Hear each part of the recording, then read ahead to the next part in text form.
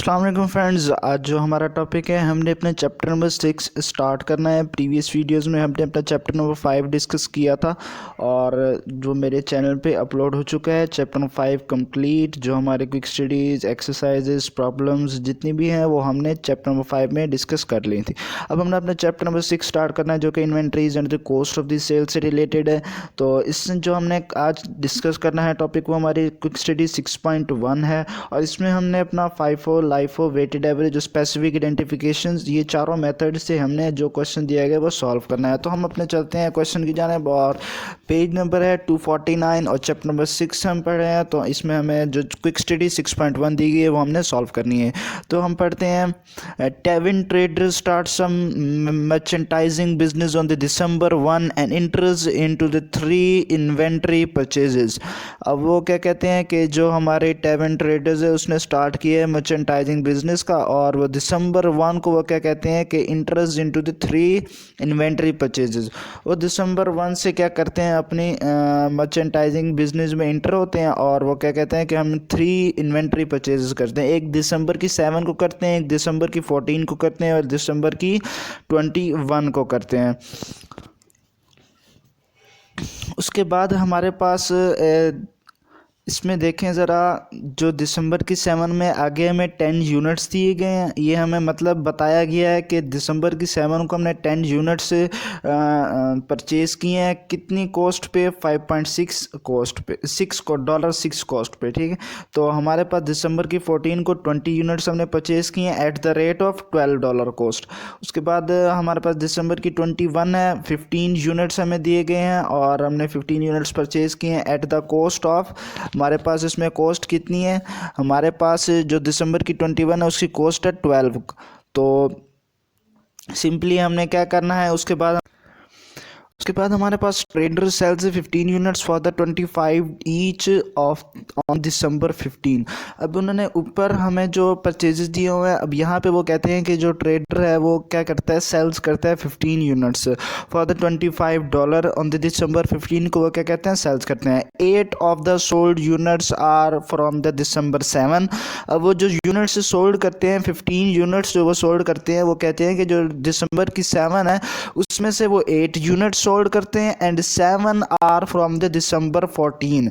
जो 15 यूनिट्स उन्होंने सेल किए हैं वो कहते हैं कि December की 7 से वो कितने सेल करते हैं, 8 यूनिट सेल करते हैं और जो December की 14 है उसमें से कितने सेल करते हैं, उसमें से वो सेल करते हैं 7। तो ये 15 बन जाते हैं हमारे पास। उसके बाद उन्होंने कहा हुआ है ट्रेडर यूजेज अ परपीचुअल इन्वेंट्री सिस्टम।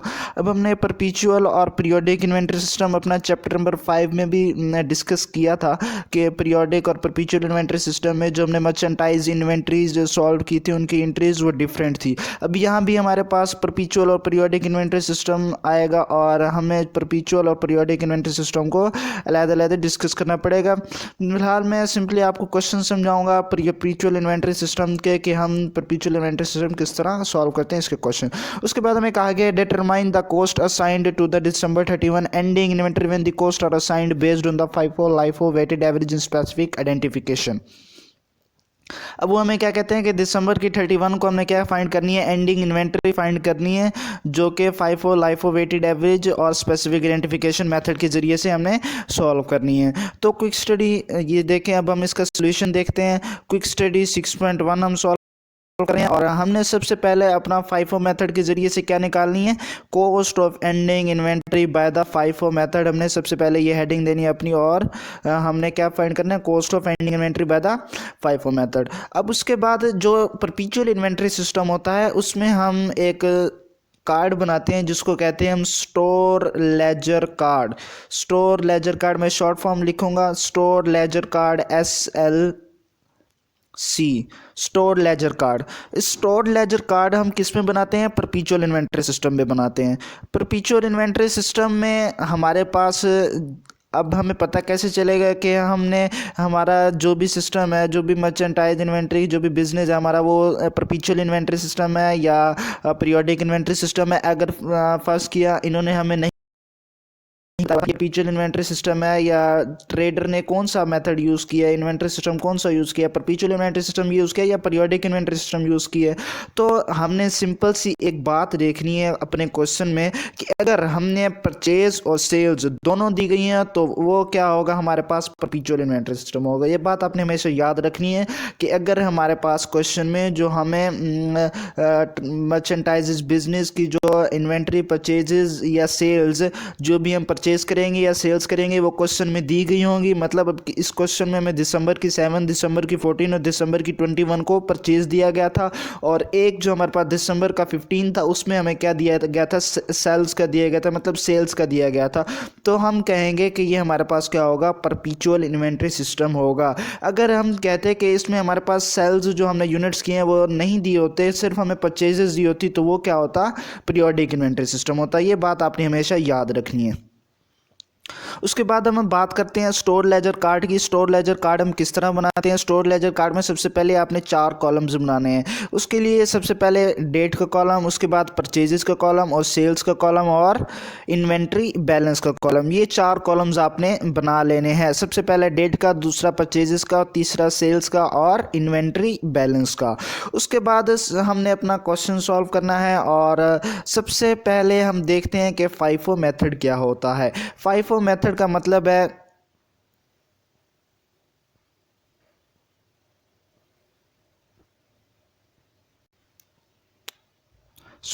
सबसे पहले हमने अपना फाइफो मेथड देखना है कि फाइफो मेथड हमें क्या कहता है, फाइफो मेथड का मीन क्या है। FIFO method stands for first in first out. तो मतलब जो FIFO का मतलब क्या हुआ, फर्स्ट इन फर्स्ट आउट। जो सबसे पहले आएगा वो सबसे पहले जाएगा। ठीक हो गया। तो इसमें आपने बात याद रखनी है,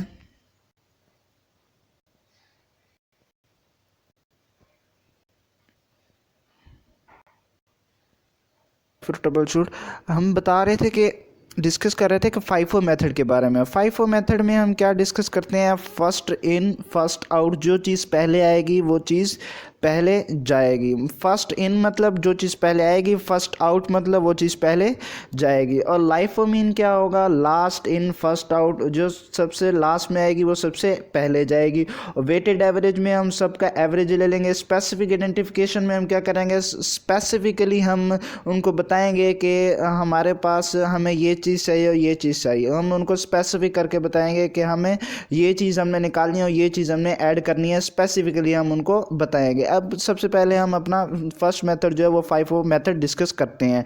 सबसे पहले हमने इसमें अपने 4 कॉलम्स बना लिए, डेट का, परचेजेस का, सेल्स का और इन्वेंट्री बैलेंस का। सबसे पहले हमने देखना है कि हमने जो चीज़ हमने परचेज़ की होगी वो परचेज़ के खाने में आएगी, जो चीज़ हमने सेल की होगी वो हमारी किस खाने में आएगी, वो हमारी सेल में आएगी।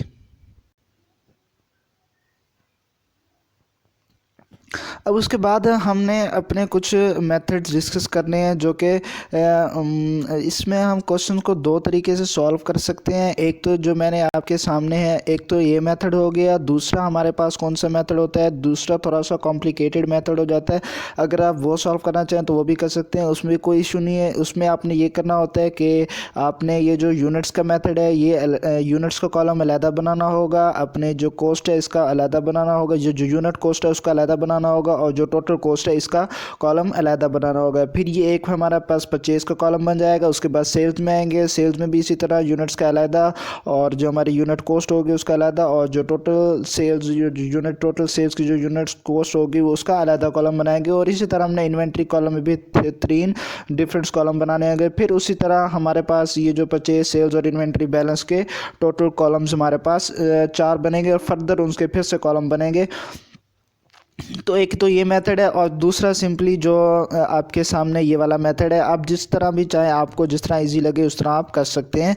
उसके बाद सबसे पहले हमने अपना दिसंबर की 7 को देख लेना है। दिसंबर की 7 को हमारे पास क्या है, दिसंबर की 7 को हम परचेज़ कर रहे थे और दिसंबर बुक में देखना है आपने, ये हमारे पास यूनिट दिए हुए थे, 10 यूनिट्स दिए हुए थे और 6 हमारे पास क्या दी हुई थी, कॉस्ट दी हुई थी। इन दोनों को मल्टीप्लाई किया, टोटल कॉस्ट कितनी आ गई, 60 आ गई। यही हमने अपना इन्वेंट्री बैलेंस में लिख दिया। और दिसंबर की 14 में भी ऐसे ही है। हमने 20 यूनिट्स क्या किए थे, अपने परचेज़ किए थे। कितनी कॉस्ट पे, यूनिट कॉस्ट जो कितनी थी वो 12 थी और 240 हमारे पास क्या होगी, टोटल कॉस्ट होगी। सिंपली हमने वही अपनी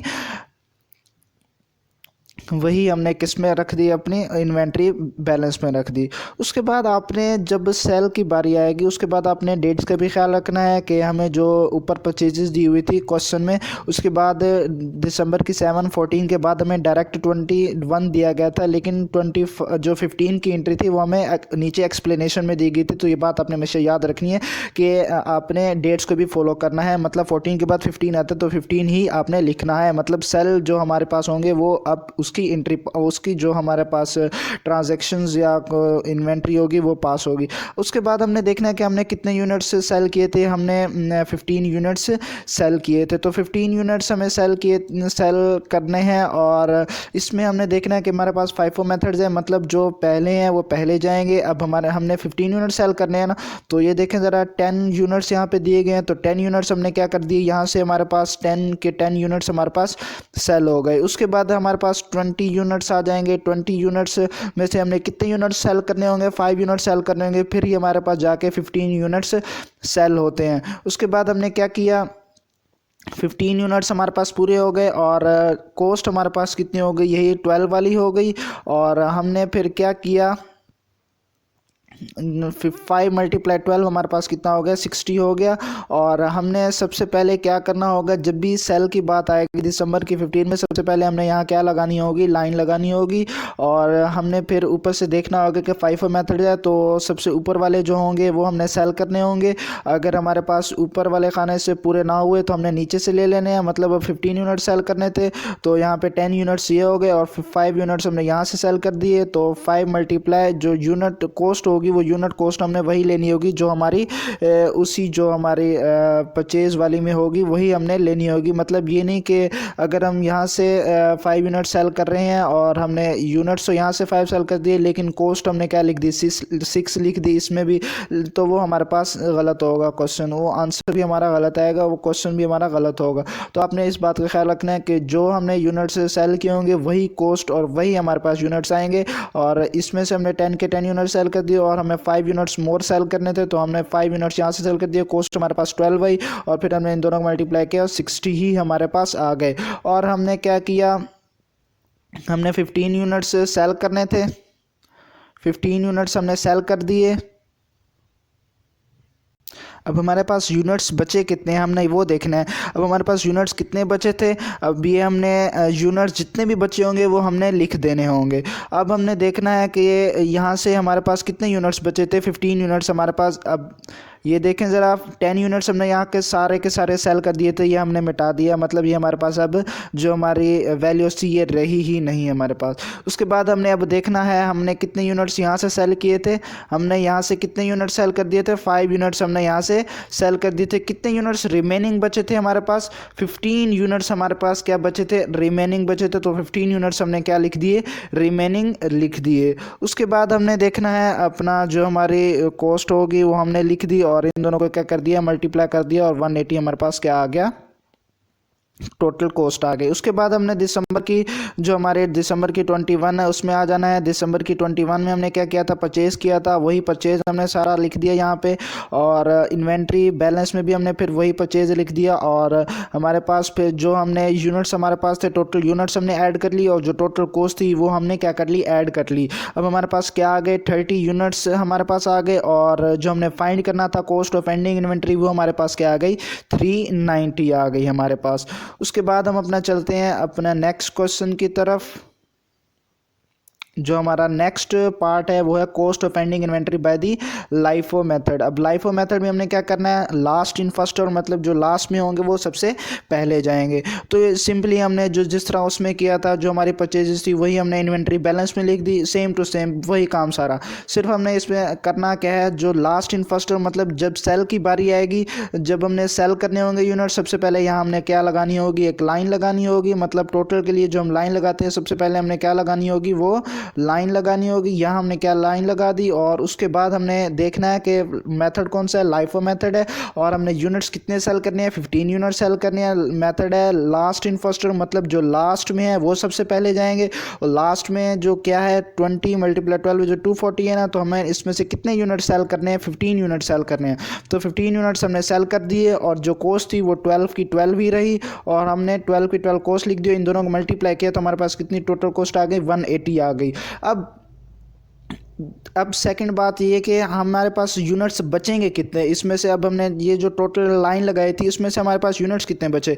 अब ये हमारे पास यहाँ से हमारे पास 15 यूनिट सेल हो गए, बचे कितने 5 यूनिट्स। सबसे पहले हम अपना ऊपर से चलते हैं, ऊपर से देखते हैं हमारे पास ये जो 10 मल्टीप्लाई 6 इज इक्वल 60 वैसे के वैसे हमने, ये हमारे पास यूनिट्स बचे थे इसमें से कुछ सेल ही नहीं हुए तो हमने वैसे के वैसे ही लिख दिए। उसके बाद हमारे पास ये 20 है तो 20 में से हमने 15 सेल कर दिए थे, तो 15 जो सेल कर दिए तो हमारे पास कितने यूनिट्स बचे थे, 5 यूनिट्स बचे थे। तो 5 यूनिट्स हमने लिख दिए और उनकी कॉस्ट कितनी थी, वही जो कॉस्ट जो ऊपर लिखी हुई थी 20 मल्टीप्लाई 12 के बाद, क्योंकि हमने 15 यूनिट सेल करते थे 5 हमारे पास बचे थे तो हमने 12 यूनिट्स लिख दिए और इनको मल्टीप्लाई किया 60 आ गया। उसके बाद हमारा जो दिसंबर की 21 को देखना, हमने दिसंबर की 21 को जितने भी हमने यूनिट्स परचेज किए थे वो लिख दिए और वो भी हमारे इन्वेंट्री बैलेंस में हमने लिख दिए। इन्वेंट्री बैलेंस में लिखने के बाद आखिर में जो हमने काम क्या करना है, आखिर में हमने क्या करना है, इन सब को हमने टोटल कर लेना है और टोटल हमने यूनिट्स ले लेने हैं और टोटल हमने कॉस्ट लेनी है, क्योंकि हमने सिर्फ कॉस्ट ही फाइंड करनी होती है ना, तो हमने कॉस्ट का टोटल ले लेना है। तो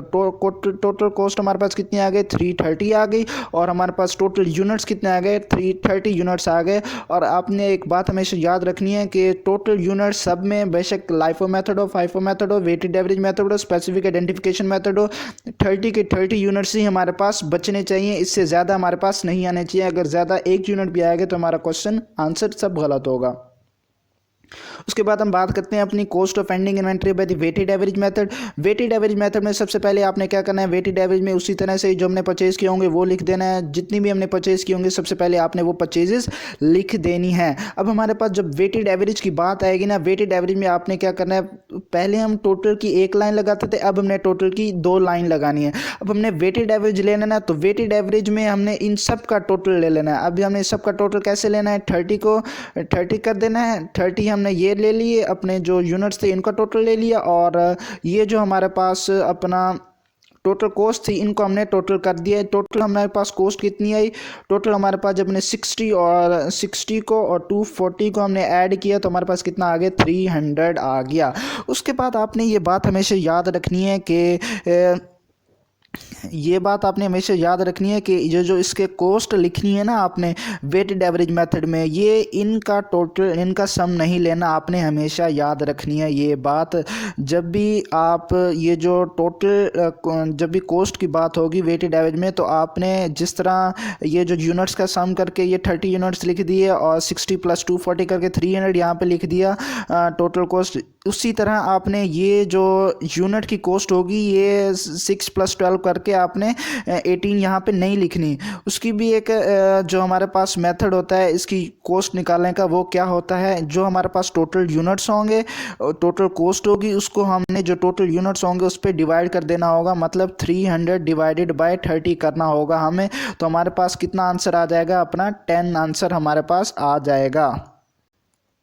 तो ये बात आपने हमेशा याद रखनी है कि जब भी वेटेड एवरेज मेथड की बात होगी आपने यूनिट्स को ऐड कर लेना है और कॉस्ट को ऐड कर लेना है और इन दोनों को क्या कर देना है, डिवाइड कर देना। और ये भी बात आपने याद रखनी है कि यूनिट्स को टोटल कॉस्ट पे डिवाइड नहीं करना, मतलब 30 डिवाइडेड बाय 300 नहीं करना आपने, ये उल्ट हो जाएगा और आंसर भी आपका 10 नहीं आएगा, तो ये भी गलत हो जाएगा आपका। तो ये भी बात आपने याद रखनी है कि 300 जो हमारी टोटल कॉस्ट होगी उसको आपने डिवाइड करना होगा यूनिट्स पे। उसके बाद हमारे पास जो हमारी दिसंबर की 15 को हमने यूनिट्स क्या किए होंगे, सेल किए होंगे। जब वेटेड एवरेज की बात आएगी सबसे पहले आपने ये निकाल लेना है। उसके बाद हमने दिसंबर के 15 को अपने यूनिट सेल करने हैं, तो सेल भी हमने जो हमने निकाला होगा वेटेड एवरेज के ज़रिए से वो हम फाइंड करेंगे उसी में से। 15 यूनिट्स हमने सेल करने हैं तो 15 यूनिट्स हमने क्या किए, सेल कर दिए और 10 यूनिट्स हमारे पास कॉस्ट थी तो वही हमने कॉस्ट लिखी और ये हमारे पास 150 आ गया। उसके बाद हमने देखना है कि हमारे पास बचते कितने यूनिट्स, यहाँ से हमने 15 सेल कर दिए और 15 के 15 हमने हमारे पास बच गए और 15 हमने लिख दिए। यूनिट कॉस्ट हमारे पास जो हमारे पास यूनिट कॉस्ट थी वो कितनी आई, 10 आई और इन दोनों को मल्टीप्लाई करने के बाद हमारे पास क्या आ गया, 150 आ गया। उसके बाद दिसंबर की 21 है। दिसंबर की 21 में हमने क्या किया, परचेज़ किया था। परचेज़ का वही परचेज़ हमने वही जो इन्वेंट्री बैलेंस थी सिंपली हमने वही सारी लिख दी। और उसके बाद लास्ट में हमने क्या किया, इन सब का क्या किया, सम किया। और 15 + 15 हमारे पास 30 हो गया। और टोटल कॉस्ट का भी हमने जो हमारे पास थी वो उसको भी ऐड कर दिया, 360 आ गया। अब देख रहे हैं आप यहाँ पे हमारे पास भी 30 आया, फाइफो में भी लाइफो में भी क्या आया था, 30 आया था। मतलब हमारा क्वेश्चन सही जा रहा है। उसके बाद हमने क्या करना है, अपना वेटेड जो हमारा स्पेसिफिक आइडेंटिफिकेशन मेथड है वो हमने सॉल्व करना है। तो स्पेसिफिक आइडेंटिफिकेशन मेथड के लिए सबसे पहले तो हमें एक बात फॉलो करनी होगी कि स्पेसिफिक आइडेंटिफिकेशन अगर वो हमें मेथड फाइंड करने के लिए कहता है कि cost of ending inventory find करो स्पेसिफिक आइडेंटिफिकेशन मेथड के ज़रिए से, तो आपके बात हमेशा याद रखनी होगी कि वो हमें ज़रूर बताएगा कि आपने, वो हमें स्पेसिफाई करके देगा कि आपने इतने यूनिट्स यहाँ से सेल करने हैं और इतने यूनिट्स यहाँ से सेल करने हैं। तो हम अपने चलते हैं क्वेश्चन की तरफ, और जो हमने क्वेश्चन जो हमारे बुक में दिया गया उसमें उसको पढ़ते हैं कि हमें दिया गया है या नहीं दिया गया। क्वेश्चन देख रहे हैं और उसमें हमें बताया गया है कि 8 of the units are sold from the December 7। अब दिसंबर की 7 को हमने देखना है कि हमें कितने यूनिट्स दिए गए थे। टोटल कितने यूनिट्स थे हमारे पास, 10 यूनिट्स थे। उसमें से हमने कितने सेल कर दिए, 8 यूनिट्स सेल किए। बचे कितने हमारे पास, 2 यूनिट्स बचे। तो 2 यूनिट्स हमने लिख दिए और 6 की कॉस्ट हमें दी गई थी, और ये कितना हो गया हमारे पास, 12 हो गया। उसके बाद हमने देखना है अपना जो हमें अगला जो हमें सेल करने का कहा गया, स्पेसिफाई करके दिया गया है कि 7 हमने यूनिट सेल करने हैं दिसंबर की 14 से। तो दिसंबर की 14 से हमने कितने सेल करने हैं, 7 सेल करने हैं। तो 7 दिसंबर की 14 को हमें कितने यूनिट्स दिए गए हैं, क्वेश्चन में 20 यूनिट्स हमें टोटल दिए गए हैं। तो 20 यूनिट्स में से हमने 7 यूनिट जब सेल किए तो हमारे पास कितने बचे, 13 यूनिट्स बचे। 13 यूनिट्स को बचे और हमारे पास कॉस्ट कितनी थी, 12 थी, और हमने मल्टीप्लाई कर दिया और हमारे पास क्या आ गया, 150 आ गया, 156 आ गया हमारे पास। उसके बाद हमारे पास जो दिसंबर की 21 है उसमें हमें नहीं बताया गया था कि हमने सेल करने हैं, तो हमने 15 यूनिट्स ही जो हमें दिए गए थे वही हमने लिख दिया और मल्टीप्लाई 14 कर दिया जो उसकी कॉस्ट दी गई है, और 210 हमारे पास क्या आ गया, इसकी टोटल कॉस्ट आ गई। अब हमने स्पेसिफिकली जो हमें बताया गया था कि दिसंबर की 7 से हमने 8 यूनिट सोल्ड करने हैं, वही हमने 8 यूनिट सोल्ड किए। हमारे पास कितने बच गए, 2 यूनिट्स बच गए। और दिसंबर की 14 से हमें 7 यूनिट सेल करने का कहा गया था, तो हमारे पास जो 20 यूनिट्स थे उसमें से हमने 7 यूनिट सेल किए, तो 13 बकाया बच गए। और जो दिसंबर की 21 थी उसमें हमें नहीं बताया गया था कि हमने कुछ भी सेल करना है, तो 15 के 15 ही हमने लिख दिए। अब हमने इन सबको ऐड करना है, जो भी हमारी कॉस्ट होगी, जो भी हमारी कॉस्ट होगी, जो भी हमारे यूनिट्स होंगे, इनको हमने देखना है कि हमारे पास ये 30 यूनिट्स बनते हैं। तो 2 + 13 + 15 हमारे पास क्या हो गया, 30 यूनिट्स आ गए। अब हमने टोटल कॉस्ट भी फाइंड कर लेनी है, जो कि हमने फाइंड करनी है cost of ending inventory by the specific identification method. तो हमारे पास कितनी आ गई, वो 378 आ गई। और हमने ये भी प्रूव कर लिया कि जो भी हमारे पास मेथड हो, FIFO, LIFO, weighted average, specific identification, units हमेशा हमारे पास क्या आ गए, 30 ही आए हैं। 30 के 30 ये देखें, हमारे पास जो वेटेड एवरेज था उसमें भी 30 आए हैं, स्पेसिफिक आइडेंटिफिकेशन में भी 30 आए हैं, और हमारे पास जो लाइफो मेथड था उसमें भी 30 आए हैं, और जो हमारे पास फाइफो मेथड था उसमें भी 30 आए हैं। तो ये बातें आपने हमेशा याद रखनी है। और ये जो क्वेश्चन है बहुत ही इंपॉर्टेंट क्वेश्चन था और बेसिक क्वेश्चन था, बहुत ही इजी क्वेश्चन था। इसमें थोड़ा सा आपने टाइम लग गया है कि आपको समझाने में, डिलीवर करने में थोड़ा सा टाइम लग गया है। वीडियो थोड़ी सी बड़ी हो जाएगी तो आपने पूरी वॉच करनी है, कॉम्प्रोमाइज़ करना है। अगर कोई क्वेश्चन हो, कोई क्यूरी हो, आपने ज़रूर पूछना है। अगर कोई बात समझ में ना आई हो तो आपने ज़रूर कमेंट करना है और ज़रूर पूछना है। अगर आप चैनल पर नहीं हो तो चैनल को सब्सक्राइब कर दें, वीडियो को लाइक कर दें, ताकि आपको आने वाली हर नई वीडियो का नोटिफिकेशन मिल सके।